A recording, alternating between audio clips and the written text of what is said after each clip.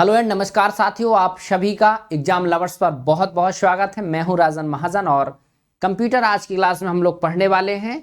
KBS की आपकी vacancy आई हुई है, चाहे वो टीजीटी, पीजीटी या पीआरटी की हो, उसमें आपका कंप्यूटर पूछा जाना है, वो भी 5 नंबर का। तो कंप्यूटर हम लोग आज से डिटेल क्लास पढ़ना शुरू करेंगे। उसमें आपको मैंने डिटेल में सिलेबस डिस्कस किया था, आपने वीडियो देखा होगा। उसमें आपका यूनिट वाइज दिया गया है कि पहले में आपकी लैंग्वेज है हिंदी और इंग्लिश, दूसरे में आपका जनरल अवेयरनेस, रीजनिंग, और उसके बाद फिर आपका कंप्यूटर। तो आपका कंप्यूटर हम लोग बहुत बेसिक से पढ़ेंगे, क्योंकि कंप्यूटर एक ऐसी चीज़ है ना, चलाते सब लोग हैं। आप लोग मोबाइल चलाते होंगे, हो सकता है लैपटॉप पे मेरी क्लास देख रहे हो, उसको ही कंप्यूटर बोलते हैं। उस कंप्यूटर का एक रूप होता है। बट कंप्यूटर कैसे आया, कंप्यूटर का आविष्कार कैसे हुआ, कैसे उसकी बहुत सारी पीढ़ियाँ डेवलप हुई, ये सभी चीज़ें एग्जाम की दृष्टि से हम लोग डिटेल में पढ़ेंगे। तो चलिए सेशन को स्टार्ट करते हैं और पहली क्लास के साथ आज का सेशन शुरू होगा। पहली क्लास में हम लोग बेसिक चीज़ें पढ़ेंगे कि कंप्यूटर क्या होता है, कंप्यूटर की डेफिनेशन क्या है, हम लोगों के लिए कंप्यूटर हम लोग मतलब कैसे यूज कर रहे हैं, तो उसको भाषा में कैसे बोलें कि कंप्यूटर क्या है। तो कंप्यूटर आपने नाम सुना होगा, जानते भी हैं, लेकिन कंप्यूटर का एक बेसिक रूप में यदि हम लोग देखें, ये चित्र आप देख सकते हैं, कंप्यूटर महोदय आपके हैं। कंप्यूटर की एक बेसिक परिभाषा यानी डेफिनेशन ऑफ कंप्यूटर क्या कहती है कि वह यंत्र या कंप्यूटर एक ऐसी इलेक्ट्रॉनिक डिवाइस जो यूजर के दिए गए निर्देशों को इनपुट के स्वरूप में ग्रहण करता है और उसी आधार पर प्रोसेस करके सूचनाओं को आउटपुट के रूप में दिखाता है। मतलब कंप्यूटर में 3 प्रकार की प्रक्रियाएं होती हैं जो कि कंप्यूटर को जानने के लिए सबसे बेसिक फंडामेंटल है। क्या? सबसे पहले आप ये समझेंगे, कोई एक व्यक्ति है, ये आपका बेचारा यूजर है, इसके द्वारा कुछ भी इनपुट किया गया, इनपुट के बाद इस इनपुट में आपके यहाँ पर क्या हुई, प्रोसेसिंग हुई, और इस प्रोसेसिंग के बाद आउटपुट होता है ना। किसी भी चीज़ को हम करेंगे, किसी भी चीज़ को यदि हम खाना भी खा रहे हैं तो उसमें क्या है, खाएंगे, खाने के बाद हमारे शरीर के अंदर एनर्जी बनेगी, कुछ एनर्जी बाहर निकलेगी, यानी आउटपुट भी होगा। तो ऐसे ही कंप्यूटर में प्रक्रिया होती है, एक व्यक्ति द्वारा कुछ डेटा, देखिए डेटा में ये नहीं होता कि डेटा क्या, डेटा बहुत सारी चीज़ें होती हैं, डेटा बहुत सारी चीज़ों का एक कलेक्शन होता है। डेटा कोई भी किसी ने इनपुट किया, उस पर कंप्यूटर के द्वारा प्रोसेसिंग हुई और उस प्रोसेसिंग के माध्यम से आपका डेटा जिस पर प्रक्रिया हुई, और प्रक्रिया प्रोसेस का मतलब होता है प्रक्रिया, प्रोसेस के बाद आउटपुट यानी परिणाम आपका बाहर आए। कंप्यूटर एक ऐसी ही चीज़ है, यानी उसमें आपने किसी भी प्रकार का इंस्ट्रक्शन, देखिए लिखा यूजर के दिए गए निर्देशों। कंप्यूटर एक ऐसी चीज़ है जो अपने से कुछ नहीं करता है, आपको इंस्ट्रक्शन देना पड़ता है। भाई बच्चे हैं जैसे, कुछ नहीं जानते, उसको बताना पड़ता है कि बेटा ऐसा कर लो, आप ऐसा करेंगे तो ऐसा होगा। ऐसे ही कंप्यूटर एक छोटा सा नन्हा सा बेजान शिशु है, उसको कुछ नहीं पता है, उसके अंदर जान आप डालेंगे, आप इंस्ट्रक्शन देंगे, वो आपकी प्रक्रिया करेगा। तो क्या बोलेंगे, कंप्यूटर एक इलेक्ट्रॉनिक डिवाइस। याद रखिएगा, ये डिवाइस कैसी, इलेक्ट्रॉनिक, यानी इसके लिए इलेक्ट्रॉनिक व्यवस्था होनी चाहिए। विद्युत की सर्किट के माध्यम से इसमें एनर्जी जाएगी और उसके माध्यम से ये प्रोसेस करेगी और आउटपुट देगी। तो यानी कंप्यूटर को नॉर्मली समझें तो कंप्यूटर एक इलेक्ट्रॉनिक डिवाइस है जो यूजर के द्वारा दिए गए निर्देशों को इनपुट के रूप में लेता है और उसको प्रोसेस के माध्यम से करने के बाद आउटपुट देता है, और ऐसी डिवाइस को हम लोग कंप्यूटर बोलते हैं। ये इसकी छोटी सी डेफिनेशन है। प्रोसेस में 3 प्रक्रियाएं बस होती हैं, इनपुट, प्रोसेसिंग और आउटपुट। बस 3 प्रक्रिया पर ही अपना पूरा कंप्यूटर काम करता है। कंप्यूटर में बेसिक रूप से आपने देखा होगा, आज एक ऐसा दौर है, लेकिन किसी भी चीज़ का जब दौर होता है तो ऐसा नहीं है कि वो आज जिस दौर में है उस पहले भी ऐसे दौर में रही होगी या रहा होगा, है ना। उसमें क्या होगा, परिवर्तन होंगे समय के साथ, चेंजेस, यानी स्टेप बाय स्टेप, पीढ़ी दर पीढ़ी जो पीरियड होते हैं किसी भी चीज़ की। जैसे मैं एक शिशु रहा हूँगा, बड़ा हुआ, बालक बना, बालक बनने के बाद अवस्था बदली, एक शिक्षा स्तर लिया और मैं आज आपको पढ़ा रहा हूँ, यानी मेरे स्तर में क्या हुआ, चेंजेस हुई, परिवर्तन हुआ, और आज मैं आपके सामने प्रस्तुत हूँ। ऐसे ही कंप्यूटर है। कंप्यूटर की कल्पना कैसे की गई कि हमने देखा कि समाज में, दुनिया में कोई भी चीज़ बने, आप आँख से देखिए, दिमाग से सोचिए, और इस चीज़ को ज़रूर बताइएगा कि आपने ऐसी कौन सी चीज़ देखी जो इंसान से इतर दिखती हो आपको। यानी अब इंसान के इतर तो इंसान यूनिक होता है, लेकिन कहीं ना कहीं थॉट ऑफ मैन ही होता है, आदमी का ही सोच होती है और आदमी का ही एक बेस लिया जाता है कि जैसे इंसान क्रिया करता है, प्रक्रिया करता है, बोलता है, समझता है, ऐसे ही और दूसरी चीज़ें कैसे काम करेंगी। ऐसे ही उसकी क्रम में आया आपका कंप्यूटर। कंप्यूटर में जो चीज़ें हैं वो मानव अंग के साथ आप देखेंगे, किसी भी चीज़ में काम करने का जो स्टाइल होता है वो मानव के समान होता है।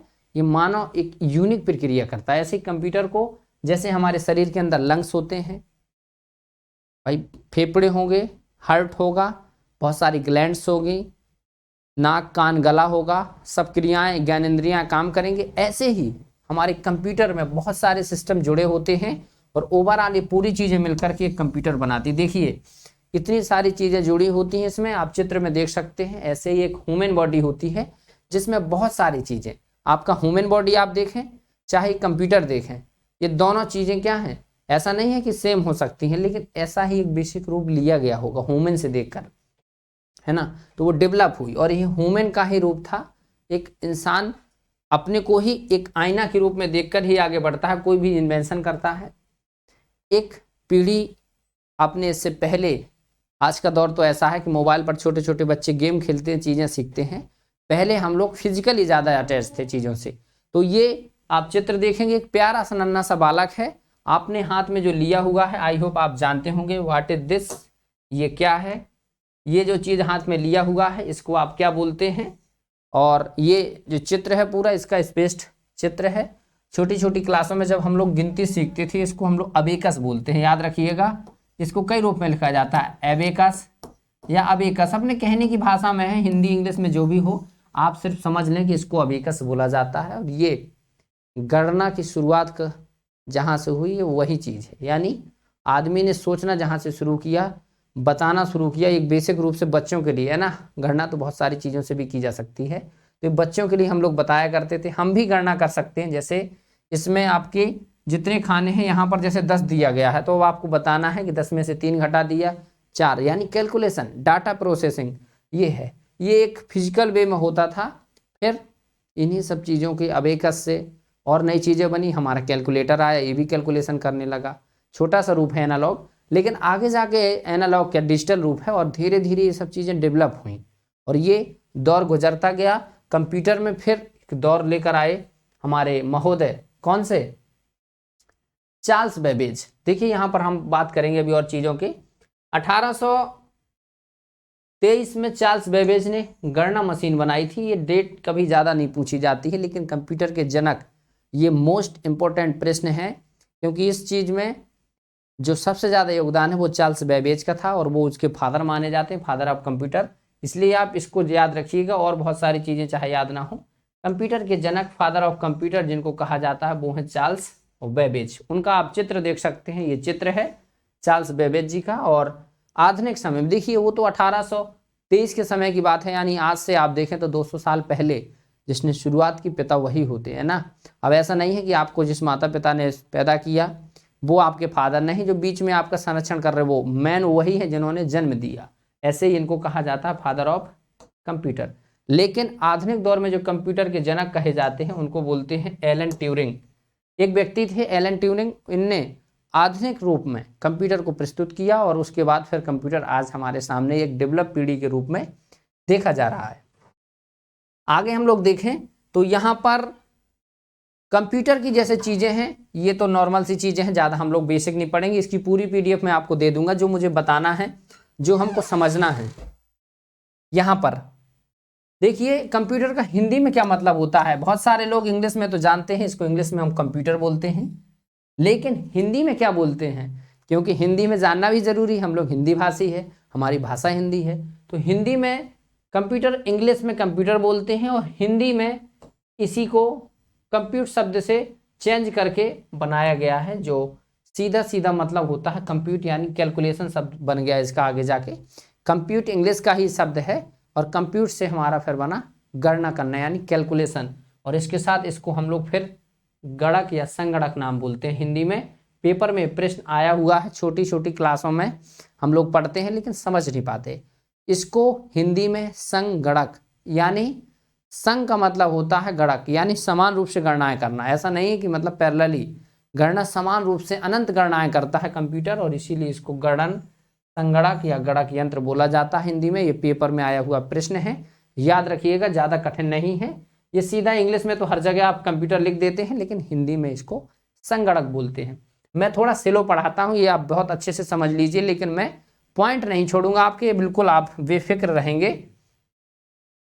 कंप्यूटर जो शब्द है हम लोग हिंदी में लिख देते हैं संगणक, और इंग्लिश में कंप्यूटर पूरा लिख देते हैं, लेकिन ये पूरा कंप्यूटर जो शब्द है उसका एक एक शब्द का अपना अर्थ है। कंप्यूटर का पूरा फुल फॉर्म होता है, जैसे आप लोग इसरो का फुल फॉर्म पढ़ें, आप ISI का पढ़ें, आप और भी अदर जो होते हैं जैसे कैड,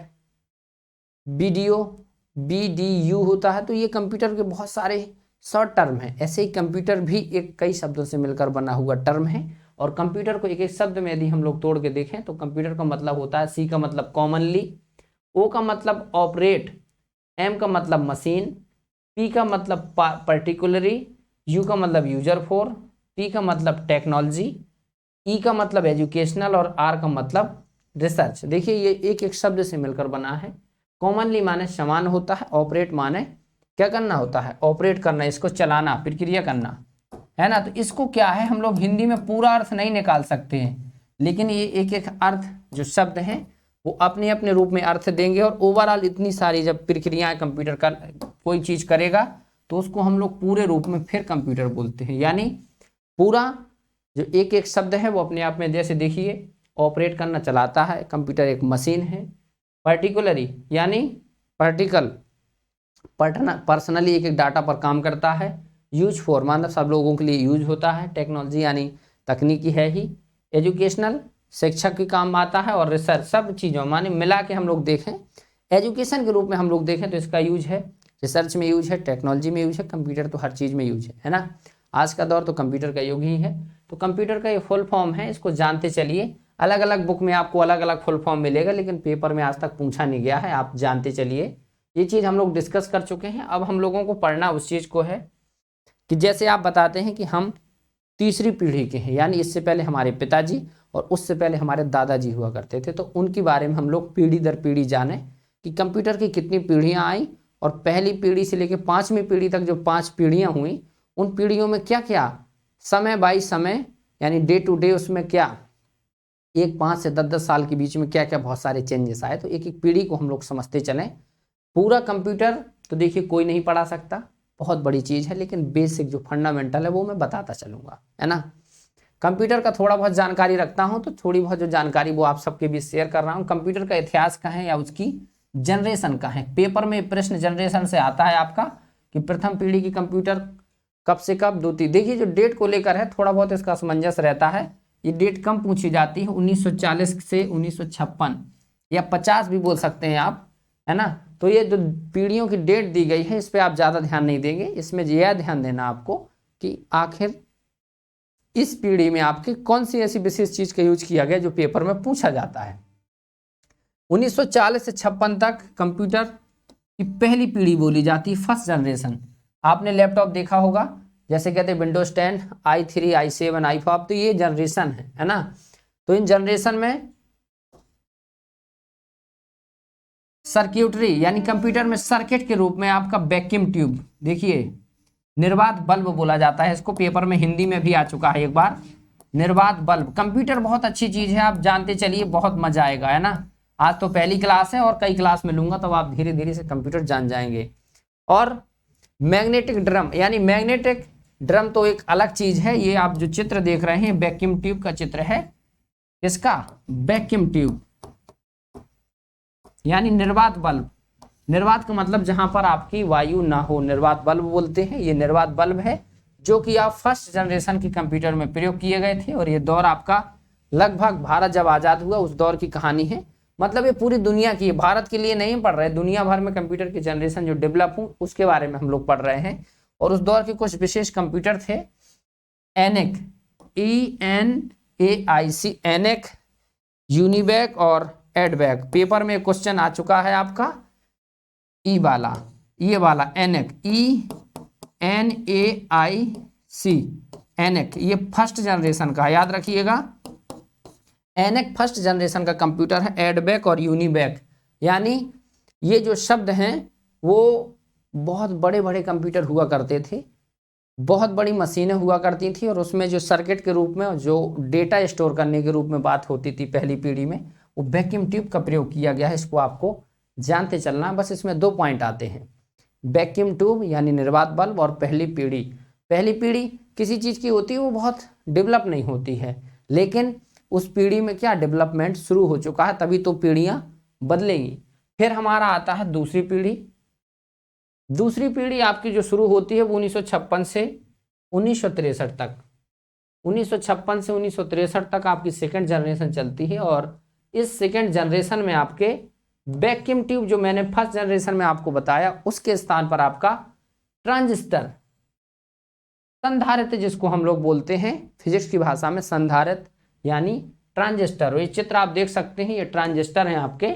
यहाँ पर आपने अभी भी बहुत सारे ऐसे यंत्र देखे होंगे, इसमें लगे रहते हैं ट्रांजिस्टर, इसको बोला जाता है। मैंने तो देखा है, आई होप कि आपने भी देखा होगा ट्रांजिस्टर, और आप जानते होंगे। ये सेकेंड जनरेशन में आपके आए हैं। सेकेंड याद रखिएगा, द्वितीय, सेकेंड और डेट वही चीज़ है। द्वितीय पीढ़ी, सेकेंड का है, दूसरी का है, ये वही चीज़ें हैं। और इससे वैक्यूम ट्यूब के स्थान पर जब ट्रांजिस्टर आया तो वैक्यूम ट्यूब बहुत बड़े थे, ट्रांजिस्टर आया तो कंप्यूटर का जो हमारी मशीन थी उसका साइज़ क्या हुआ, कम होने लगा, यानी इनका आकार कम हो गया, और इसमें बिजली बहुत खर्च होती थी। यानी धीरे धीरे जब ट्रांजिस्टर आया तो साइज जिसी चीज़ का कम होगा तो उसमें सर्किट भी कम लगेगी, जब सर्किट कम लगेगी तो विद्युत की खपत भी कम होगी। इस दौरान प्रोग्रामिंग कुछ लैंग्वेज भी डेवलप हुई, जिसमें कोबोल यानी कॉमन बिजनेस ओरिएंटेड लैंग्वेज, और फोर्टान फॉर्मेशन ट्रांसमिशन, ये हाई लेवल लैंग्वेज होती हैं, हाई लेवल प्रोग्रामिंग लैंग्वेज होती हैं। ये आप लोगों ने पेपर में क्वेश्चन कभी देखा होगा। कोबोल, फोर्टान, बेसिक, ये सभी लैंग्वेज हैं और ये हाई लेवल लैंग्वेज हैं। यानी ये मशीनी भाषा, मशीन में जो लैंग्वेज यूज की जाती है उनको मशीनी लैंग्वेज बोलते हैं, और ये वही लैंग्वेज हैं। ये द्वितीय पीढ़ी में आपकी डेवलप हुई, कोबोल और फोर्टान।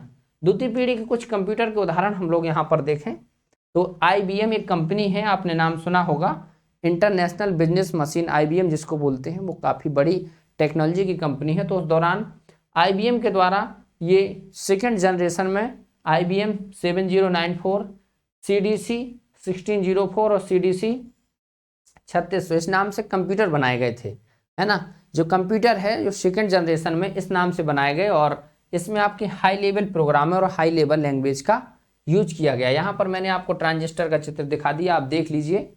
तीसरी पीढ़ी की बात करें हम तो जो तीसरी पीढ़ी है, अब भाई साहब 2 पीढ़ी गुजर चुकी हैं, थोड़ा सा परिवर्तन तो आएगा, है ना।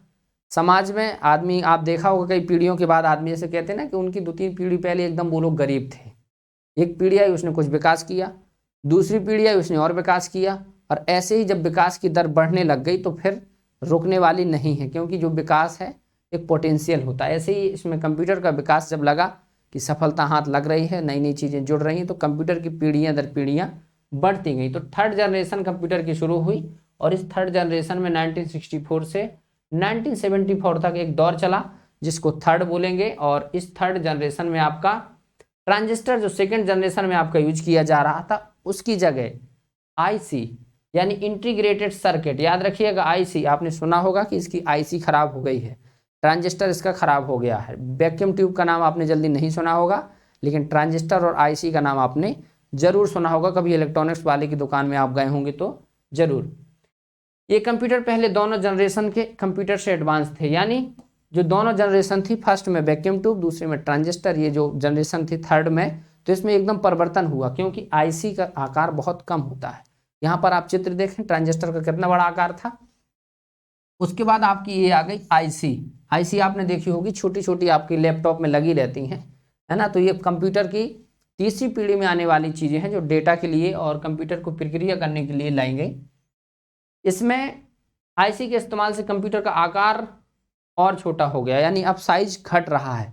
पहले में बहुत बड़ा था, दूसरे में कुछ घटा, तीसरे में और घट गया। इसमें डेटा इनपुट करने के लिए कीबोर्ड, माउस का इस्तेमाल भी होने लगा, यानी इसमें कीबोर्ड भी लग जा रहा था और जो माउस होता है, छोटा सा माउस यानी चूहा है ना, इधर उधर सर्कल को ले जाने के लिए, तो उसका भी प्रयोग होने लगा। इसके बाद तीसरी पीढ़ी में भी IBM 360 यानी IBM जो कंपनी थी, आप समझ सकते हैं कि द्वितीय पीढ़ी के बाद कंप्यूटर बनाने में शुरू हो गई थी और लग गई थी, और उसके द्वारा कई पीढ़ियों के कंप्यूटर साथ में लाए गए। जैसे द्वितीय पीढ़ी में IBM 360 और तृतीय पीढ़ी में भी IBM 60 आपका काम कर रहा था। फोर्थ जनरेशन की बात करेंगे, कंप्यूटर की चौथी, फर्स्ट सेकंड थर्ड के बाद अब आप आ गए फोर्थ में। 5 जनरेशन है इसकी, जो हम लोग फोर्थ पढ़ रहे हैं, सेकंड लास्ट। 1971 से 1985 के बीच कंप्यूटर की ये चौथी जनरेशन आती है, और इस जनरेशन में आपका जो हम लोग IC पढ़ रहे थे, IC की जगह BLSI, very large scale integration chip है ना, BLSI का प्रयोग किया गया, और इसी BLSI को माइक्रो प्रोसेसर कहते हैं। प्रोसेसर, माइक्रो यानी छोटा, प्रोसेसर है ना, फिर माइक्रो प्रोसेसर लगाया गया। BLSI को हम लोग माइक्रो प्रोसेसर कहते हैं। जैसे IC थी, अब IC से बढ़कर एक नेक्स्ट जनरेशन में नई चीज जुड़ी, माइक्रो प्रोसेसर। जैसे IC के अंदर हजारों सिलिकॉन चिप को बुल्ड किया गया, यानी IC जो थी आपकी, आपने देखी, उस IC के अंदर और हजारों प्रकार की सर्किट जोड़ दी गई और उसको बना दिया गया BLSI यानी माइक्रो प्रोसेसर। इससे कंप्यूटर का आकार और छोटा, यानी घटता गया, बड़ा था ऐसे ऐसे ऐसे, अब बिल्कुल घटता जाएगा, एकदम छोटा पहुंचा देंगे हम आगे, बस थोड़ा सा धीरज धरेंगे। कंप्यूटर बहुत एडवांस थे, आकार में छोटे होने के साथ साथ टिकाऊ थे, सस्ते थे, और इस जनरेशन में पर्सनल कंप्यूटर भी बनने लगे थे। क्यों? क्योंकि अब इसमें क्या, माइक्रो प्रोसेसर आ गया, और माइक्रो प्रोसेसर आने का मतलब है कंप्यूटर का आकार अब बहुत छोटा हो गया, वो एक टेबल पे आ सकता है। इसके बाद ये जो कंप्यूटर के नाम है, इनको ज़्यादा ना आप पढ़िएगा, बेसिक रूप से आप ये जानते चलिए कि पहली पीढ़ी में क्या यूज हुआ, दूसरे में क्या हुआ, तीसरी में क्या, चौथे में क्या, बस ये बहुत प्रश्न आता है। उसके बाद हम लोग देखें, यहाँ पर ये चित्र देख लीजिए आप ये देखिए क्या है, आपकी सिलिकॉन चिप है, पहले IC थी, सिलिकॉन चिप, जैसे सिलिकॉन आपकी, सिलिकॉन, जर्मेनियम, इन सब से बनी होती सेमीकंडक्टर की। आपने इस समय देखा होगा सेमीकंडक्टर, कंडक्ट सुचालक, यानी सेमी माने अर्धचालक, कंडक्टर माने होता है चालक, और जैसे होता है ना बस चलती है उसका कंडक्टर होता है, ऐसे ही सर्किट में भी होते हैं सेमी यानी अर्ध। कंडक्टर पूरा हो जाएगा, सेमी यानी आधा, किसी में सेमी लग जाए उसको अर्ध बोलते हैं। सिलिकॉन और जर्मेनियम की बनी होती थी, और साथ ही साथ जब देखिए इसमें ट्रांजिस्टर, आप देखें IC, देखो कितनी सारी IC लगी, एक IC ये है, एक ये है IC आपकी, यहाँ पर कितनी सारी ये ICयाँ जुड़ गई, यानी हजारों की संख्या में IC जुड़ गई, और फिर इसके बाद इसका बना माइक्रो प्रोसेसर, जिसको हम लोग अब वर्तमान समय में जो यूज कर रहे हैं लैपटॉप वगैरह, ये उसी का रूप है।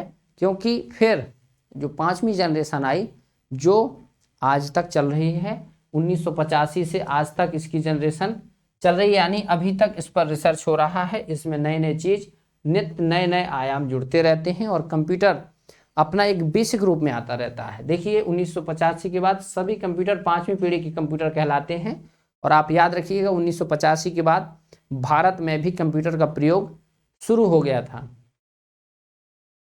इस जनरेशन के कंप्यूटर ULSI, अल्ट्रा लार्ज, देखिए वेरी लार्ज, उसके बाद अल्ट्रा लार्ज स्केल इंटीग्रेशन आ गया, यानी BLSI चौथे में था और ULSI आपका 5वें में आ गया, जिसमें माइक्रो प्रोसेसर चिप लाखों कंपोनेंट को बुल्ड किया गया है, यानी उसमें हजारों थे, इसमें लाखों माइक्रो प्रोसेसर, उस चिप के माध्यम से आपका क्या बना था, सिर्फ माइक्रो प्रोसेसर, और इसमें लाखों की संख्या में micro processor, first second third fourth, अब 5 में एकदम भयंकर वाला प्रोसेसर आ गया, यानी अब आर्टिफिशियल इंटेलिजेंस, जिसको हम लोग बोलते हैं आर्टिफिशियल इंटेलिजेंस, AI बोलते हैं इसको, आर्टिफिशियल इंटेलिजेंस, जो कि आज के दौर का कंप्यूटर है।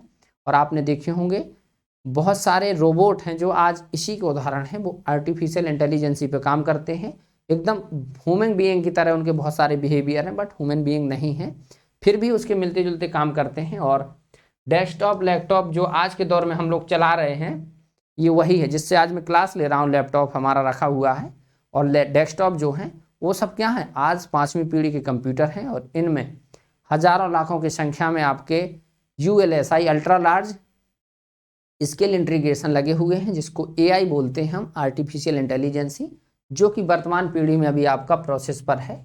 यहाँ पर आप देख सकते हैं ये आपका रोबोट है और देखिए इसमें बहुत सारी चीज़ें, आज चाहे आप www की बात करें, ऑनलाइन मार्केट की बात करें, टेलीकम्युनिकेशन की बात करें, ये मल्टीटास्किंग होते हैं, इसमें बहुत सारी क्रियाएं, हजारों कंप्यूटर एक साथ काम करते हैं इस प्रक्रिया में और हजारों प्रोग्राम एक साथ रन होते हैं और यही है AI आर्टिफिशियल इंटेलिजेंस, जो कि आपकी फिफ्थ जनरेशन में आपकी चल रही है और ये फिफ्थ जनरेशन अभी प्रेजेंट में आपकी क्रियान्वित हो रही है। यानी इसकी कोई अभी डेट ये नहीं कि अभी तक खत्म होगी, अब 6 कब आएगी, फिफ्थ ही आपकी अभी वर्तमान में है। तो ये आपकी कंप्यूटर की 5 पीढ़ियां थी जिस पर हम लोगों ने डिस्कस किया।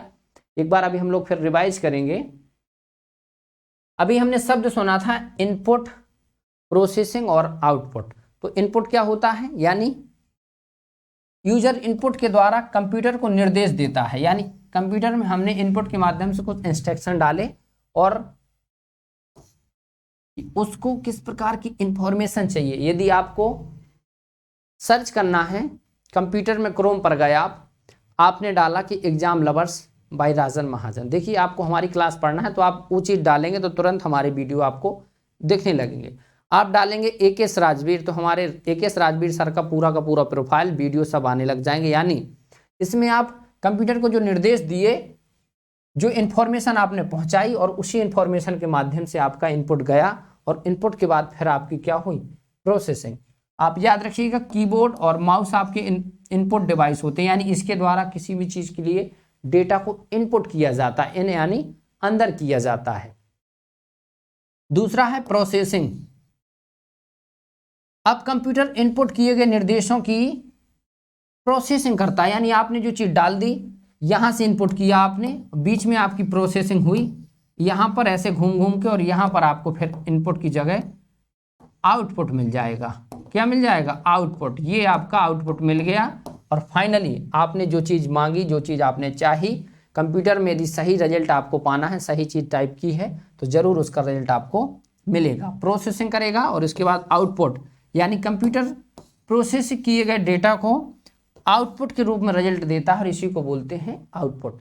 यानी कंप्यूटर ने प्रोसेसिंग की और जो डेटा आपने डाला उस पर रिजल्ट के रूप में आउटपुट आ गया। कैसे, साल भर आपने पढ़ा, आपने पेपर दी, यानी आपने वो प्रोसेस की और प्रोसेस पूरी करने के बाद आपका रिजल्ट आउट हुआ, यानी आउटपुट आपको प्राप्त हो गया कि आपने पढ़ा कितना है और आपको और कितना पढ़ने की ज़रूरत है। आउटपुट डिवाइस की बात करें तो मॉनिटर, स्पीकर, प्रिंटर, ये सब क्या होते हैं, आपके आउटपुट करते हैं। जो डेटा दिया गया प्रक्रिया के बाद सीधे, भाई मॉनिटर आप देखे होंगे, डिस्प्ले पे उसकी जो भी आप इंस्ट्रक्शन दिए वो आपको दिख जाता है। स्पीकर यानी आपने ऐसे ही एक पिन लगाया, गाना को स्टार्ट किया और गाना आपका क्या स्पीकर में बजने लगा, तो यानी इसको क्या बोलेंगे, आउटपुट हो गया। ये 3 प्रक्रियाएं कंप्यूटर की आप समझते चलिए। हम लोगों ने आज इतना पढ़ा और आगे अब हम लोग, वीडियो बहुत बड़ा नहीं मैं बनाऊंगा, कल की क्लास में हम लोग और चीज़ें पढ़ेंगे। आज हम लोग सिर्फ इतना समझेंगे कंप्यूटर के प्रकार। कंप्यूटर के बेसिकली कार्य प्रणाली के आधार पर, आकार के आधार पर प्रकार हैं। तो ये जो हम लोग चीज़ें हैं इसको कल कंटिन्यू करेंगे, है ना। छोटे छोटे वीडियो के माध्यम से पढ़ेंगे, बहुत मज़ा आएगा। तो आज की क्लास में इतना ही। कैसी लगी आपको इन्फॉर्मेशन, कैसी लगी कंप्यूटर की क्लास, आप कमेंट करके मुझे ज़रूर बताइए। कंप्यूटर क्या है, कंप्यूटर को हिंदी में क्या बोलते हैं, कंप्यूटर में कौन कौन सी प्रक्रिया होती है, आउटपुट, इनपुट और प्रोसेसिंग क्या है। कंप्यूटर की जो 5 पीढ़ियाँ थी वो हमने पढ़ी। आई होप कि आपको जितनी भी जानकारी है वो समझ आई होगी। वीडियो अच्छा लगता है तो आप वीडियो को लाइक कर दें और चैनल पर नए हैं तो चैनल को सब्सक्राइब करें। KBS की जो वैकेंसी उसमें कंप्यूटर आपका जो बेसिक रूप से पूछा जाना है वो हम लोग धीरे धीरे क्लासों के माध्यम से कंप्लीट कर लेंगे और आपको एक बेसिक नॉलेज मिल जाएगी कंप्यूटर की, कि पेपर में प्रश्न कैसे आते हैं, कंप्यूटर को पढ़ा कैसे जाए और कंप्यूटर आखिर है कौन सी ऐसी चिड़िया जो हमको समझ नहीं आ रही। पूरा आएगा एकदम धीरे धीरे से। तो चलिए आज की क्लास इतनी ही, नेक्स्ट सेशन में मिलते हैं। रखिए अपना ख्याल, जुड़े रहिए एग्जाम लवर्स के साथ। जुड़ने के लिए आप सभी लोगों का थैंक यू।